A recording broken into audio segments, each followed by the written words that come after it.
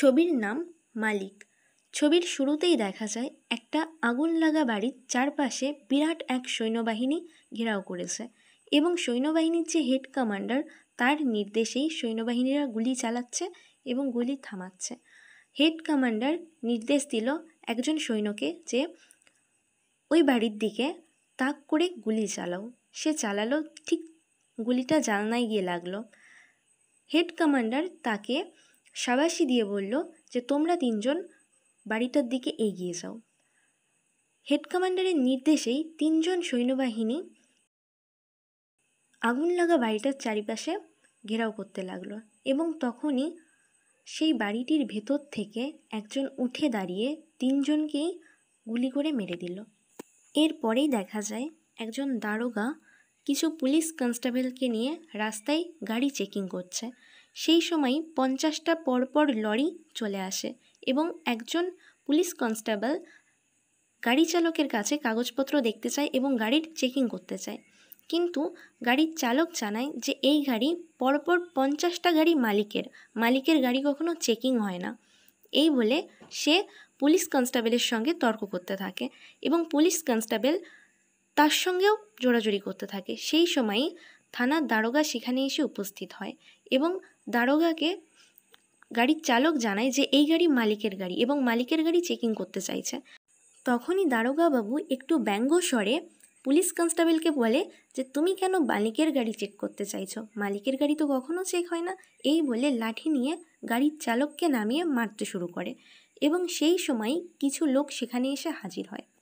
তারা এসে বলে এখানে গাড়ি কেন চেকিং হচ্ছে। তখন পুলিশ কনস্টেবল এবং দারোগা জানায় যে তারা এখন অন ডিউটি আছে এবং তারা গাড়ি চেকিং করছে। সেই লোকগুলো বলে এগুলো মালিকের গাড়ি কখনো চেকিং হয় না। এই বলে তাদের মধ্যে একটু কথা কাটাকাটি হয় এবং দারোগা তার মধ্যে একটি লোককে ঘুষি মারে এবং সেই ঘুষি মারার সঙ্গে সঙ্গে সেই লোকটা তার দলের লোকবুক সহ দারোগাবাবুকে গাড়িতে তুলে নিয়ে যায়। দারোগাবাবুর ওজন একটু বেশি হওয়ায় গাড়ির মধ্যে থাকা লোকগুলো দারোগাবাবুর ওজন নিয়ে ছোটো হাতি এবং এভাবে ব্যঙ্গ করতে থাকে এবং তারা চলে যায় একটি লোকালিটিতে। তখন রাতের অন্ধকার, গাড়ির লোকজনগুলো বাইরে বেরিয়ে মালিকের খোঁজ করতে থাকে এবং তারা বাইরে বেরিয়ে লাইট জ্বালিয়ে চারিপাশটা দেখে একজন সেই লোকগুলোর মধ্যে যে হেড ছিল তাকে জানায় যে নীরজের ছাদের উপরে আছে। তারপরেই চলে যায় তারা নীরজের ছাদে এবং সেখানে গিয়ে মালিককে ডেকে বলে একজনকে নিয়ে এসছি, দারোগাবাবু। মালিক তখন শুয়ে থাকে। মালিক বলে এখন কটা বাজে। সে লোকটি জানায় এখন 3টে বাজে। মালিক তাকে চা বানাতে বলে এবং বন্দুক নিয়ে উঠে যায়। এদিকে নিচে সবাই দারোগাবাবুকে চারিপাশে ঘিরে বসে এবং জিজ্ঞাসা করে দারোগাবাবুর ডেট অফ বার্থ কত। দারোগাবাবু বলতে থাকে এবং সেটা নিয়ে তারা সবাই মজা করতে থাকে। তখনই মালিক নিচে নেমে আসে এবং দারোগাবাবুর সামনে এসে বসে। তখন দারোগাবাবু মালিকের কাছে ক্ষমা চায় এবং বলে যে আমি জানতাম না এটা তোমার গাড়ি জানলে আমি কিছুতেই আটকাতাম না। তখন তাদের ঘেরাও করার মধ্যে একজন বলে ওঠে, ও তুমি জানতে না, তুমি তো সবই জানতে। তখন দারোগাবাবু হাত জোর করে মালিকের কাছে বলতে থাকে আমার 2টো ছোট বাচ্চা আছে, আমার বাড়িতে অনেক সমস্যা, আমি না থাকলে খুব সমস্যা হয়ে যাবে, তুমি যা বলবে আমি তাই করব, আমাকে ছেড়ে দাও। তুমি যদি বলো যে আমাকে থুতু ফেলে চাটতে, আমি সেটাই করব। তখন মালিক হঠাৎ করে বলে ওঠে তাহলে করো। তারা সবাই একটু অবাক হয়ে যায়। তারপর মালিক আবার বলে করো।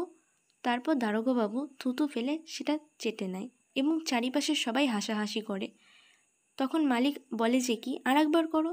তখন দারোগাবাবু আবার সেটা রিপিট করে এবং তারা হাসতে থাকে এবং হঠাৎই মালিক তাকে গুলি করে মেরে ফেলে। পরের দিন সেখানকার বিধায়ক ভোটের জন্যে মিছিলে বেরোয় এবং তার চারিপাশের সমস্ত লোকজন বলতে থাকে জব তক সুরজ চাঁদ রহেগা প্রধান জি কা নাম রহেগা।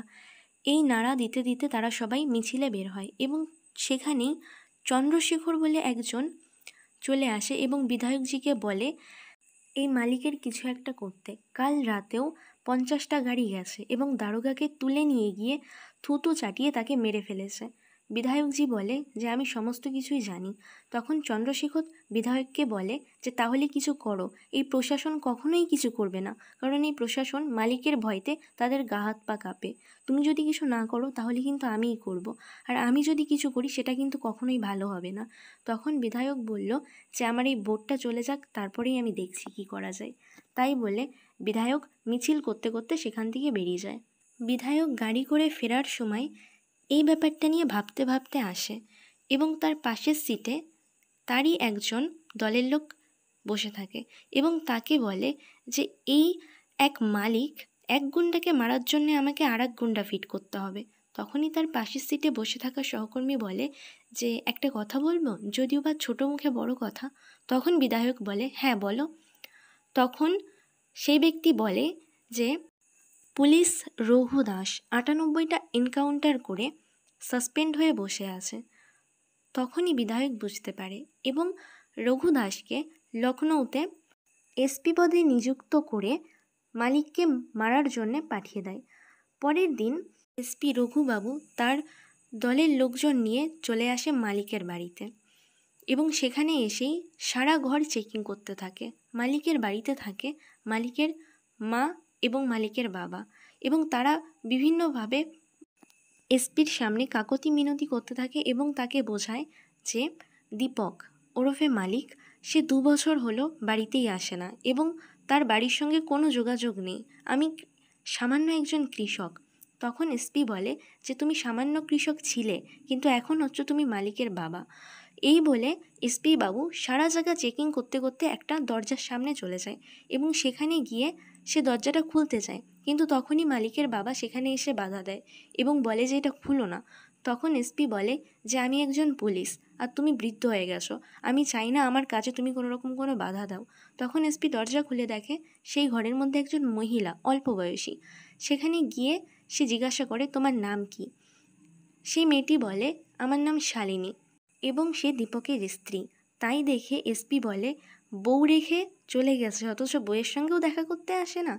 তারপর বউকে তার পরিচয় দেয় এবং বলে যে আমাকে এখানে কেন পাঠিয়েছে জানো? তোমার স্বামীর মৃত্যুর জন্যে। আমি চাই না এই বয়সেই তুমি বিধবা হয়ে যাও, তার জন্যে মালিককে বলো সারেন্ডার করতে এবং এলাহাবাদের জেলে তার জন্য একটা সিট কনফার্ম করে রাখতে। এই বলে খুশ রহো বলে এসপি সেখান থেকে বেরিয়ে যায়। সেদিন রাতের বেলায় শালিনীর ঘরে নক পড়ে। শালিনী জিজ্ঞাসা করে কে?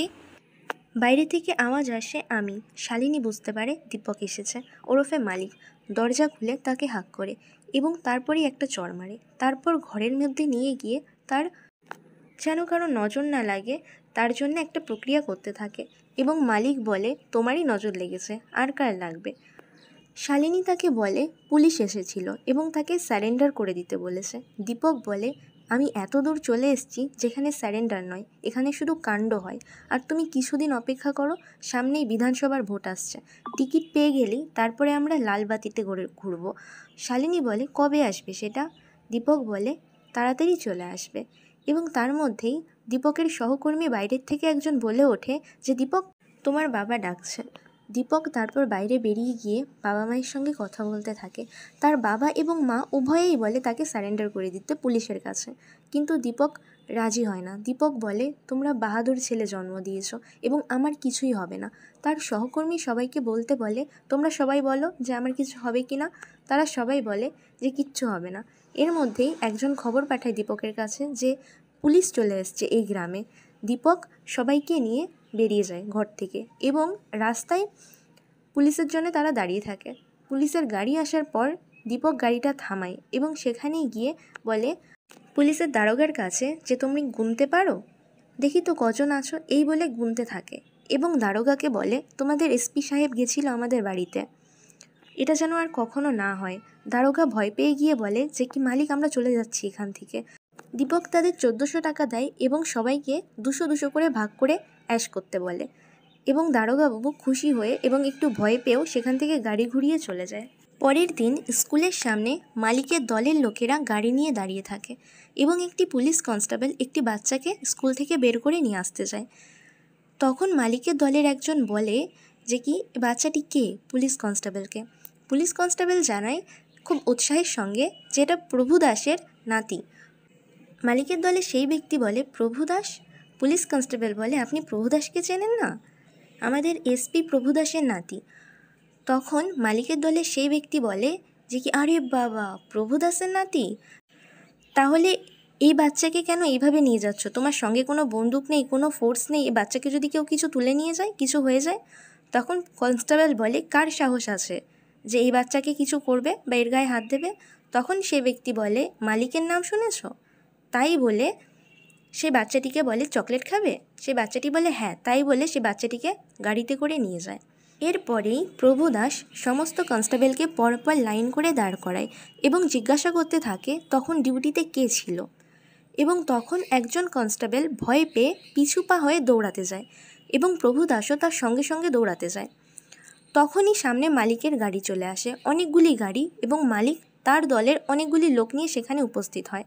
মালিক গাড়ি থেকে বেরিয়ে আসে প্রভু দাসের সামনে এবং প্রভু দাসকে বলে যে, তুমি আমার শহরে এসছো আমাকে ধরতে, আর আমি তোমার সঙ্গে একবার দেখা করবো না, এটা কি করে হয়? তাই চলে আসলাম। প্রভু দাস তাকে বলে, আমার নাতি কোথায়? মালিক তার দলের একজনকে বলে সেই বাচ্চাটাকে বের করে নিয়ে আসতে, এবং সে গাড়ি থেকে বাচ্চাটাকে বের করে নিয়ে আসে। বাচ্চাটার হাতে একটা চকলেট এবং চোখে মালিকের সানগ্লাস। তখন প্রভু দাস বাচ্চাটিকে টেনে নিয়ে জড়িয়ে ধরে তাকে ঘরে যেতে বলে এবং বাচ্চাটি দৌড়ে চলে যায়। তখন প্রভু দাস মালিককে জিজ্ঞাসা করে, তোমার সাহস কী করে হলো ওর গায়ে হাত দেওয়ার? তখন মালিক রেগে গিয়ে বলে যে, এই প্রশ্নটা তো আমি করব, তোমার সাহস কী করে হলো আমার বাড়িতে যাওয়ার? এরপরে যেন এটা আর কখনো না হয়। মালিক বলে, আমার বাড়িতে যদি এরপরে কোনো পুলিশ যায় তাহলে কিন্তু তোমার নাতিকেও আমরা তুলে নিয়ে যাব বলে এসপি প্রভু দাসকে হুমকি দিয়ে সেখান থেকে মালিক ওখান থেকে চলে যায়। এরপরেই বিধায়কের এক ঘনিষ্ঠ লোককে মালিকের দুজন লোক গুলি করে মেরে ফেলে এবং বিধায়ককে বলে সে যেন মালিকের সঙ্গে দেখা করে। বিধায়ক সঙ্গে করে আর একজন ব্যক্তিকে নিয়ে মালিকের কাছে যায় এবং মালিককে এসব বন্ধ করতে বলে। মালিক তখন বিধায়কের সঙ্গে যে ব্যক্তিকে এসছিল ওনাকে বলে যে এই সমস্ত কিছু শুরু করেছে বিধায়ক, উনি এসপিকে মালিককে মারার জন্য সাসপেনশন তুলে নিয়ে এসপি বানিয়েছে। বিধায়কের সঙ্গে থাকা লোকটিকে মালিক দাদা বলে সম্বোধন করে এবং বলে, তোমাকে আমি রেসপেক্ট করি, তুমি এর মধ্যে এসো না, এবং সেখান থেকে মালিক চলে যায়। মালিক যাকে দাদা বলে সম্বোধন করেছে ওনার নাম শঙ্কর সিং এবং উনি এলাকার একজন বিশিষ্ট প্রভাবশালী ব্যক্তি। বিধায়ক ওনাকে মালিকের থামানোর জন্য রিকোয়েস্ট করতে থাকে এবং বলে, একে না থামালে সমস্ত কিছু ওলটপালট হয়ে যাবে, একে থামাতেই হবে।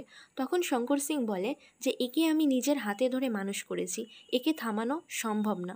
তারপরেই চলে যায় ফ্ল্যাশব্যাকে এবং সেখানে গিয়ে দেখা যায় মালিক ওরফে দীপক, সে কলেজের স্টুডেন্ট এবং সে কলেজের ফুটবল টিমের একজন সদস্য। তাদের ফুটবল খেলা হয় এবং তারা খেলে, কিন্তু মালিক জেনে শুনে ফুটবল ম্যাচটা হারিয়ে দেয় এবং তার যে সহকারী সে হলো মালিকের এক বিশিষ্ট ঘনিষ্ঠ বন্ধু।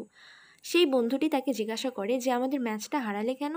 তখন দীপক বলে যে তার ওয়াইফ অপোজিট টিমকে জেতাতে বলেছে এবং সেটা না করলে সে রাগ করবে এবং দীপক তার বইয়ের কথা ফেলতে পারবে না, তাই সে হারিয়ে দিয়েছে। এবং দীপক তার বন্ধুকে বলে যে তুইও বিয়ে কর, তারপর তুইও বুঝবি। এরপর হঠাৎ করেই ম্যাচের আশেপাশে থাকা সমস্ত লোকজন ছুটে দৌড়ে যেতে থাকে এবং দীপক জিজ্ঞাসা করে কি হয়েছে। পাশের থেকে একজন বলে, আমাদের কলেজে শঙ্কর সিং এসেছে। দীপক খুব উৎসাহের সঙ্গে এবং খুব আগ্রহ দেখিয়ে বলে, শঙ্কর সিং এসছে, চল চল চল তাড়াতাড়ি চল, এবং শঙ্কর সিংয়ের ভাষণ শুনতে থাকে। শঙ্কর সিং ছাত্রদের উৎসাহ দেওয়ার জন্য বিভিন্ন রকম বক্তব্য দিতে থাকে এবং শঙ্কর সিং একটা গল্প শোনায় একটা বাচ্চার। সেই বাচ্চাটি একটা লাল বেলুনকে আকাশে উড়ে যেতে দেখেছে এবং যে বেলুন বিক্রেতা তার কাছে গিয়ে বলেছে আমাকে একটা লাল বেলুন দেবে। বিক্রেতা বলে, কেন লাল বেলুনই কেন? বাচ্চাটা বলে, আমাকে লাল বেলুন দেবে কারণ লাল বেলুনকে আমি উড়তে দেখেছি। তখন বেলুন বিক্রেতা একটা নীল বেলুনের মধ্যে হাওয়া ভরে সেটা বাচ্চাটার সামনে ওড়ায় এবং বাচ্চাটা হাওয়া করে তাকিয়ে থাকে। তারপর একটা সবুজ বেলুন, এইভাবে বিভিন্ন রঙের বেলুন তার সামনে ওড়ায় এবং বাচ্চাটিকে বলে, বেলুনের কালার দেখে কখনো বেলুন ওড়ে না, এই বেলুনের মধ্যে যে হাওয়াটা আছে সেটা থেকেই বেলুন ওড়ে। এবং এই কথাটায় দীপক খুব প্রভাবিত হয়। ভাষণ শেষ হয়, দীপক বাড়ি চলে আসে এবং বাড়ি এসে দেখে যে তার বাবা যে মালিকের ক্ষেতে কাজ করে সেই দুই মালিক এসে বসেছে। দীপকের বাবা দীপককে বলে তাদের প্রণাম করতে, কিন্তু দীপক বলে তোমার মালিক, তুমি প্রণাম করো। তাই বলে সেখান থেকে চলে যায় ঘরের মধ্যে। তখন দীপকের বাবা একটু অপ্রস্তুতে পড়ে যায় এবং তার মালিককে বলতে থাকে যে এখনও বাচ্চা তো, তার জন্যেই। তখন মালিক বলে বাচ্চা নয়, তোমার ছেলে একটু বেয়াদব আছে। তারপর দীপকের বাবার জমির মালিকেরা সেখান থেকে চলে যায়। দীপকের বাবা ঘরে এসে দীপককে কথা শোনায় যে তোমার জন্যে আমার আজকে ওনাদের কাছে কথা শুনতে হলো। তখন দীপক বলল ঠিকই তো বলেছেন ওনারা। এর পরের দিন হয় দুজন ব্যক্তি চিৎকার করতে করতে দীপকদের বাড়ি এসে দীপকের বাবাকে বলে তোমার জমির ক্ষেতের সমস্ত ফসল নষ্ট করে দিচ্ছে। তখন দীপকের বাবা ওখানে দৌড়াতে দৌড়াতে যায় এবং গিয়ে দেখে কিছু ব্যক্তি মিলে তার সমস্ত ফসল নষ্ট করে দিচ্ছে। দীপকের বাবা তাদের সামনে কাকতি মিনতি করতে লাগলো এবং বলল যে আমার ফসল নষ্ট করো না, কিন্তু সেই ব্যক্তিগুলো কিছুতেই ওনার কথা শুনলো না এবং ট্রাক্টর নিয়ে জমির সমস্ত ফসল নষ্ট করতে যাচ্ছিল। তখন দীপকের বাবা ট্রাক্টরের সামনে এসে বলে আমার ওপর দিয়ে চালাতে হবে, যদি আমার ফসল যদি নষ্ট করতে হয়। তখন গাড়িটি দীপকের বাবার উপর দিয়ে সত্যি সত্যি চালিয়ে দেয়, সেখানে একজন ব্যক্তির নির্দেশে।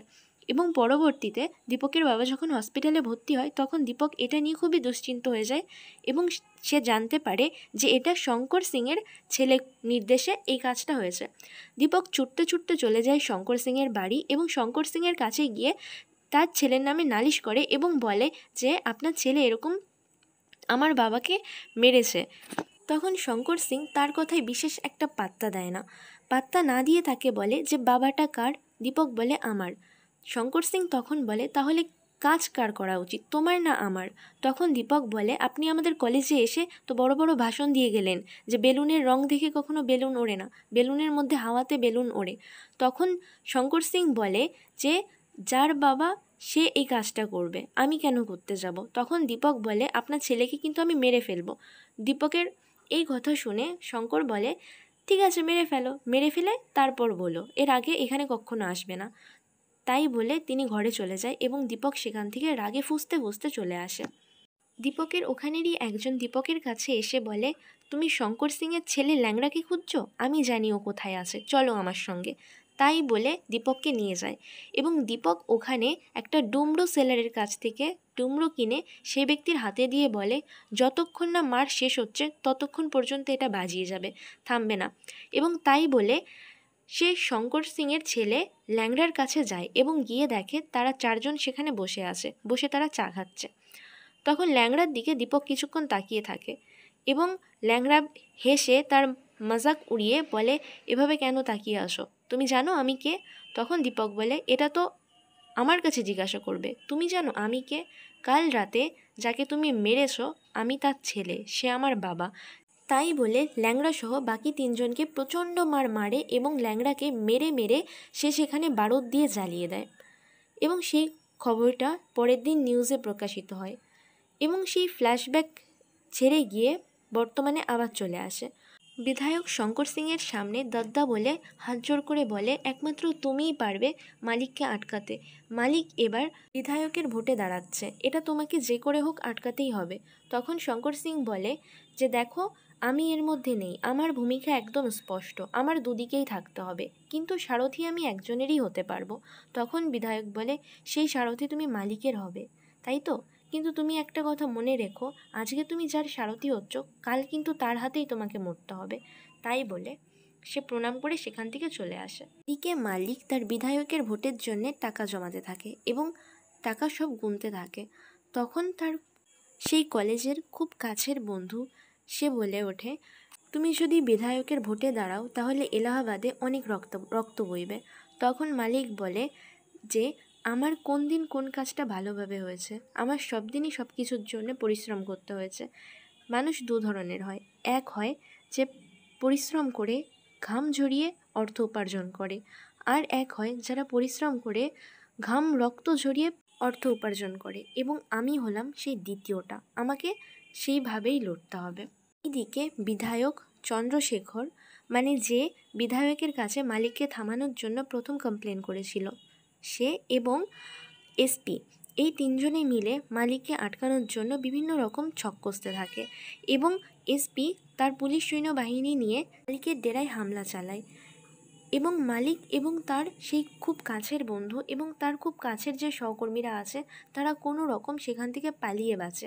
তারপরেই চন্দ্রশেখর মালিকের সমস্ত কর্মীদের উদ্দেশ্যে গিয়ে বলে মালিকের হয়ে কাজ না করতে এবং তারা যে পণ্য মালিকের কাছে বিক্রি করে মালিক তাদের 2000 টাকা করে দেয় এবং নিজে 8000 টাকা করে প্রতি কেজিতে লাভ করে।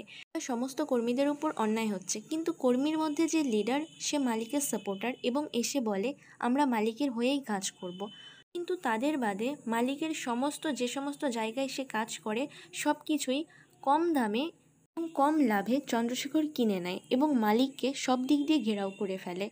এরপর খুন খারাপা হয় এবং মালিক এবং চন্দ্রশেখর উভয়েরই দলের কিছু সদস্য মারা যায়। এরপরে চন্দ্রশেখর, বিধায়ক, মালিক এবং শঙ্কর সিং এক জায়গা বৈঠক করে।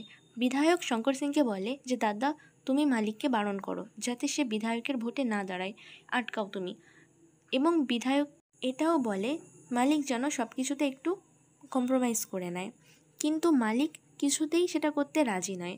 মালিক বলে আমি নিজের ক্ষমতায় মালিক হয়েছি, আমি কারোর কাছ থেকে ভিক্ষা নিয়ে মালিক হইনি।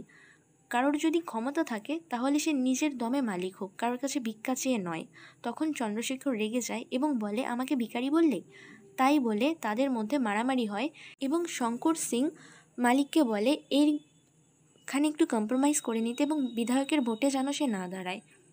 কিন্তু এটাতে মালিক প্রচণ্ড রেগে যায় এবং গিয়ে বলে যে আমার একার রাস্তায় আমি একাই চলবো, আমার সঙ্গে যদি কারো থাকার ইচ্ছা হয় সে থাকবে, যদি থাকার ইচ্ছা না হয় সে না থাকবে। শঙ্কর সিংকে গরম দিয়ে রীতিমতো সেই কথাটা বলে এবং তার উদ্দেশ্যে বলে যে তুমিও। সেটাতে শঙ্কর সিং প্রচণ্ড আঘাত পায় এবং প্রচণ্ড রেগে যায়। সেখান থেকে মালিক চলে যায় এবং তারা তিনজনে মিলে যুক্তি পরামর্শ করে মালিককে আটকানোর এবং তাকে মেরে ফেলার। এরপরেই মালিকের ওপর হামলা হয় এবং মালিকের খুব কাছের যে বন্ধু সে মালিককে বলে এটা একার দ্বারা সম্ভব না, এখানে আরও অনেকে যুক্ত আছে। তখন মালিক বুঝতে পারে এর সঙ্গে শঙ্কর সিংও যুক্ত আছে। ফলে মালিক কিছু অটোমেটিক বন্দুকের অর্ডার দেয়। তার যে কাছের বন্ধু সে মালিককে বিধায়ককে মেরে ফেলার জন্য বলে, কিন্তু মালিক অন্য কথা ভাবতে থাকে এবং সে বলে বিধায়ককে না, আগে অন্য কাউকে মারব। তাই বলে মালিক তার দলের সমস্ত লোককে নিয়ে এবং বন্দুককে নিয়ে চলে যায় চন্দ্রশেখরের বাড়িতে এবং সেখানে গিয়ে হামলা করে এবং চন্দ্রশেখরকে সেখান থেকে মেরে ফেলে। এরপরেই মালিক বাড়ি চলে আসে এবং সেখানে মালিকের স্ত্রী উপস্থিত হয় এবং মালিককে জোরাজুরি করতে থাকে স্যারেন্ডার করে দেওয়ার জন্য, কিন্তু মালিক কিছুতেই রাজি হয় না। কিন্তু তার ওয়াইফ খুবই নাছোড়বান্দা হয়ে বলে আমি একটা জিনিস চাইছি, তুমি এটা পূরণ করবে না? আমরা দুজন ছিলাম তখন আমার অতটা ভয় ছিল না, কিন্তু এখন তো আমরা তিনজন। তখন মালিক বলে তিনজন কোথা থেকে আসলো আবার? তখন মালিকের ওয়াইফ তার পেটে মালিকের হাতটা নিয়ে দেখায় এবং মালিক উৎসাহে খুব উৎফুল্ল হয়ে যায় এবং চারিদিকে সেলিব্রেট করতে থাকে এবং তার স্ত্রী বলে তুমি স্যারেন্ডার করে দাও। তখন মালিক বলে আমি স্যারেন্ডার করলে 5 থেকে 6 বছরের জেল হবে, জেলের খাবার খুব খারাপ তাই না, তুমি কিন্তু আমার জন্য খাবার নিয়ে আসবে। তার স্ত্রী বলে হ্যাঁ নিয়ে যাব। এবং মালিক ডিসাইড করে যে এবার সে পুলিশের কাছে গিয়ে স্যারেন্ডার করবে এবং 5-6 বছর জেল খেটে এসে তারপরে তার ওয়াইফ যেভাবে চায় সেইভাবেই সে সমস্ত জীবনযাপন করবে। পরের দিন মালিক তার ওয়াইফকে মাঝ রাস্তা পর্যন্ত এগিয়ে দিয়ে যায় এবং সেখান থেকে তার ওয়াইফকে একটা সাদা গাড়িতে করে পাঠিয়ে দেয় এবং সে একটা লাল গাড়িতে করে সে এবং তার দলের সমস্ত লোকেরা চলে যায় পুলিশের কাছে স্যারেন্ডার করতে। সে পুলিশের কাছে গিয়ে উকিলের সামনে বসে থাকে এবং উকিলকে বলে সে স্যারেন্ডার করবে। উকিল একটা পেপার লিখে তার দিকে এগিয়ে দেয়, বলে এখানে সাইন করে দাও, তারপর তোমাকে পুলিশ এসে নিয়ে যাবে। মালিক তখন বলে আইনের হাত অনেক লম্বা জানতাম, তবে আইনের হাত যে এভাবে কাঁপে সেটা তো জানতাম না। কারণ সেই উকিলের হাত তার দিকে পেপার দিয়ে এগোনোর সময় হাতটা কাঁপছিল। তখন মালিকের দলের সমস্ত লোক হেসে ফেলে এবং মালিক সেখানে সাইন করতে যায়। হঠাৎই একজন লোক মালিককে এসে একটা সংবাদ দেয় এবং মালিক ছুটতে সেখান থেকে চলে যায় এবং দৌড়ে দৌড়ে সে সেখানে গিয়ে দেখে তার ওয়াইফের গাড়িতে আগুন ধরে গেছে। সে আর বেঁচে নেই, তাকে এসে কিছুজন লোক মিলে মেরে দিয়ে গেছে। এদিকে বিধায়কের সামনে এসপি গিয়ে বলে যে আমরা ভেবেছিলাম সেই গাড়িতে মালিক হবে, মালিকের ওয়াইফ হবে সেটা আমরা কিছুতেই বুঝতে পারিনি। তখন বিধায়ক এসপিকে বলে, মালিক এবার পুরো খেপে যাবে, এবার মালিককে তোমরা পুরো খেপিয়ে তুলেছো, তোমাকে আমি সাসপেনশন তুলে এনে এখানে এসপি করলাম দিনটা দেখার জন্যে, তোমাকে আমি কোন কাজের জন্য এখানে নিয়ে আসলাম আর কোন কাজটা হলো। তারপর বিধায়ক এসপিকে বলে, শোনো, আমাদের যে এই কাজটার সম্পূর্ণ দায়ভার দিতে হবে চন্দ্রশেখরের উপর। তখন এসপি বলে, ও তো আমাদের লোক। তখন বিধায়ক বলে, তো কি হয়েছে আমাদের লোক, ওর জন্যে কি আমরা গুলি খাবো নাকি, সমস্ত দায়টা ওর উপর দিয়ে দেবো। এদিকে মালিকের কাছে খবর যায় যে তার ওয়াইফকে মেরেছে চন্দ্রশেখর, এবং সে চন্দ্রশেখরকে গিয়ে প্রচণ্ড মারতে থাকে এবং তাকে মেরে ফেলে। এরপরে বিধায়ক আসে মালিকের কাছে, এসে বলে, এর মধ্যে আমরা কোনোভাবে যুক্ত নই, আমি যদি এর সঙ্গে যুক্ত হতাম আমি কিন্তু তোমার এখানে আসতাম না, আমি তোমার ভালোই চাই এবং তুমি যা করবে তাতে আমি সমর্থন, তোমার সাথে আছি আমি। এবং হঠাৎ করেই মালিকের দলের একজন এসে বলে, চারিদিকে পুলিশ ঘেরাও করেছে। শুনে মালিকের যে কাছের বন্ধু সে বিধায়ককে বলে, ও তুমি এখানে একা আসোনি, সঙ্গে করে পুলিশ এনেছো, এইটা বলে। এবং বিধায়ক না না বলতে যাওয়ার সঙ্গে সঙ্গেই তার কাছের বন্ধু বিধায়ককে গুলি করে মেরে ফেলে এবং তারা পুলিশের থেকে কোনো রকম পালিয়ে বাঁচতে চায়। সেরকমভাবে তৈরি হয়েই সেখানে আসে এবং চারিদিকে ঘেরাও করে ফেলে। মালিকের কাছের সেই বন্ধু এবং পণ্ডিত এবং তাদের দলের আরও এক দুজন লোক সেখান থেকে পালিয়ে একটা ঘরের মধ্যে যায় এবং সেই ঘরের মধ্যে গিয়ে তারা পুলিশের দিকে তাকিয়ে থাকে এবং সেই ঘরটার চারিপাশে পুলিশ ঘেরাও করে ফেলে। গুলিতে মালিকের দলের পণ্ডিত সহ সমস্ত লোক বিধ্বস্ত হয় এবং মারা যায় এবং সেখানে শুধুমাত্র মালিক এবং মালিকের বন্ধু উপস্থিত থাকে। তারা সেই ঘরের মধ্যে দেওয়ালের ফাঁক দিয়ে পুলিশদের দিকে তাকাতে থাকে এবং তখন মালিক এসপির দিকে তাকিয়ে দেখে এসপি মুচকি হাসছে। সেটা দেখে মালিক তার বন্ধুর উদ্দেশ্যে বলে যে, তুমি এটা কেন করলে? বন্ধু বলে, কি বললে আবার বলো। তখন মালিক বলে, তুমি এটা কেন করলে? তখন তার বন্ধু বলে, কেন করব না, চারিদিকে সবাই শুধু মালিক মালিক মালিক, আমার কি কোনো দামই নেই? তুমি কি কখনো চেয়েছো আমি কি চাই? তুমি উঠতে বললে উঠবো, বসতে বললে বসবো, যেখানে যা করতে বলবে সেখানে তাই করব, অথচ সবাই শুধু তোমার নাম নেবে। আমি নিজেও মালিক হতে চাই, আমি চাই নিজে মালিক হতে, আমি চাই সবাই শুধু আমার নাম নিক চারিদিকে। এবং তুমি বলেছিলে না যে মালিক কেউ আগের থেকে হয় না, মালিক তৈরি করে নিতে হয় নিজেকে, তো আমিও নিজেকে মালিক তৈরি করতে চাই, তার জন্যই আমি এখানে পুলিশদের ডেকেছি। মালিকের মনে পড়ে যায় যে বিধায়ক বারবার বলছিল যে সে পুলিশ ডাকেনি এবং তার কাছের বন্ধুটা হঠাৎ করে কিছু না শুনেই তাকে গুলি করে দেয়। মালিক এটাতে অবাক হয়ে যায় এবং সে তার হাতের বন্দুক ফেলে দিয়ে তার বন্ধুর দিকে এগিয়ে আসে, এগিয়ে এসে বলে, তুমি যদি আমার কাছে চাইতে আমি সমস্ত কিছু তোমার নামে লিখে দিতাম, তুমি এটা কেন করলে? এবং তার বন্ধু তাকে মারতে থাকে। এরপরে তাদের দুজনের মধ্যে হাতাফাই হয় এবং মালিক তার বন্ধুর গলা ধরে উঁচু করে এবং কিছুক্ষণ পর তাকে ছেড়ে দেয়। তার বন্ধু হাঁপাতে হাঁপাতে বলে, আমি নিজে মালিক হতে চাই এবং আমি চাই সমস্ত কিছু আমার হোক, তার জন্যেই আমি এক এক করে সবাইকে মারার প্ল্যান করেছি। দাদা তখন মালিকের মনে পড়ে যায় যে তার কাছের বন্ধুটি যখন হামলা হয় তখন সে বলেছিল যে এখানে শুধুমাত্র বিধায়ক না, এর সঙ্গে আরও অনেকে যুক্ত আছে। এবং তার বন্ধুটি আরও বলে, যে যে আমার প্ল্যানের মাঝে এসছে সবাইকে আমি এক এক করে সরিয়ে দেওয়ার প্ল্যান করেছি। এবং মালিক মনে করতে থাকে কি করে সে নিজের হাতে এক একজনকে সবাইকে সরিয়েছে। এবং তারপর সে বন্ধুটি হঠাৎ করে বলে ওঠে, এমনকি তোমার স্ত্রী শালিনীকেও আমি সরিয়েছি। তখন ঠিক মনে করতে থাকে শালিনী তাকে স্যারেন্ডার করতে বলেছিল এবং সমস্ত কিছু ছেড়ে দিতে বলেছিল। তখন ফ্ল্যাশব্যাকে দেখায় তার বন্ধুটি এই প্রস্তাবে মোটেও খুশি হয়নি এবং সে মনে মনে এই সমস্ত কিছু বাধা দেওয়ার জন্য শালিনীকে পছন্দ করতো না এবং সে মনে মনে রাগে ফুঁসতে থাকে। এরপরেই ঠিক তার বন্ধুর মুখে তার বন্ধুর দ্বারা শালিনীকে হত্যা করার কথা শুনে তার মাথার কাজ করে না এবং সে পুরো পাগলের মতন হয়ে গিয়ে তার বন্ধুকে মারতে থাকে। তার বন্ধুও তাকে মারে এবং এক পর্যায়ে দেখা যায় মালিককে তার বন্ধু মেরে একদম বিধ্বস্ত করে ফেলেছে এবং তাকে দুটো গুলি মেরে দেয়। তার ফলে মালিক সেখানে পড়ে যায় এবং তার বন্ধু সে ঘর থেকে বেরিয়ে আসে। বেরিয়ে এসে এসপির কাছে এসে বলে, কাজ হয়ে গেছে, মালিক ওখানে মরার মতন পড়ে আছে। তখন এসপি বলে, মরার মতন মানেটা কি? ও কি একদমই মরেনি? এভাবে আধা কাজ কেন করলে? তখন তার বন্ধু বলে যে 2টো গুলি মেরেছি, আর বাঁচার কোনো সম্ভাবনা নেই। তাই বলে তার বন্ধু সেখান থেকে চলে যায় এবং এসপির একটু সন্দেহ হতে থাকে। সে সেই ঘরের মধ্যে বোম মারে এবং যার ফলে চারিপাশটা আগুন লেগে যায় এবং পুরো ফিল্মের সেই প্রথম দৃশ্যটা দেখা যায় যে একটা ঘরের চারিপাশে, মানে সেই ঘরটার চারিপাশে আগুন লেগে যায় এবং তার মধ্যে যে ব্যক্তিটি ছিল সেটা হলো মালিক।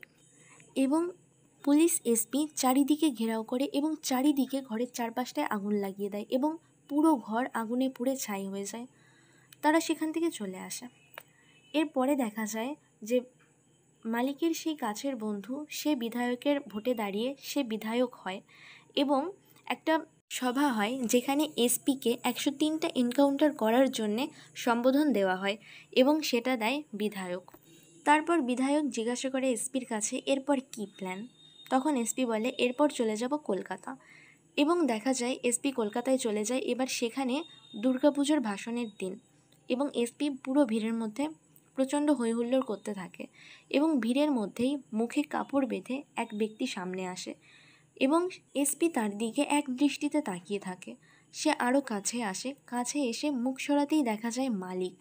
সে সেখানে চমকে যায় এবং এখানেই শেষ হয়ে যায় ফিল্মটা। তো এর থেকেই বোঝা যায় এর দ্বিতীয় পার্ট বের হবে আবার।